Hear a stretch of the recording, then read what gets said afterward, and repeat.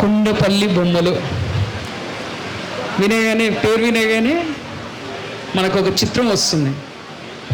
ఆ చిత్రమే ఇక్కడ ఉంది, మన వెనకాల కూడా ఉంది. దీప గారు కొండపల్లిలోనే పుట్టి పెరిగారు. ఆవిడ తన చేతులతో బొమ్మలకి రంగులు కూడా దిద్దారు. మన సంతకి మొదటిసారి వచ్చారు. వాళ్ళ అబ్బాయి రోహిత్ 4-5 నెలల నుంచి ఇలా వివిధ క్షేత్రాల్లో ఎవరెవరైతే ఇలాంటి కార్యక్రమాలు చేస్తున్నారో అక్కడ కొండపల్లి బొమ్మల్ని ప్రమోట్ చేస్తూ వస్తున్నారు. కొండపల్లి బొమ్మలు ఎన్టీఆర్ జిల్లా కొండపల్లిలో వాళ్ళు తయారు చేస్తున్నారు.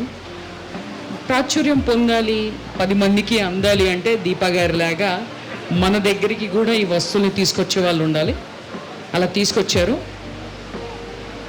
దీపా గారిని వీటి ప్రత్యేకతల గురించి ఒక 2 నిమిషాలు, ఆవిడ ఎప్పుడూ మాట్లాడలేదు, మొదటిసారి మాట్లాడుతున్నారు.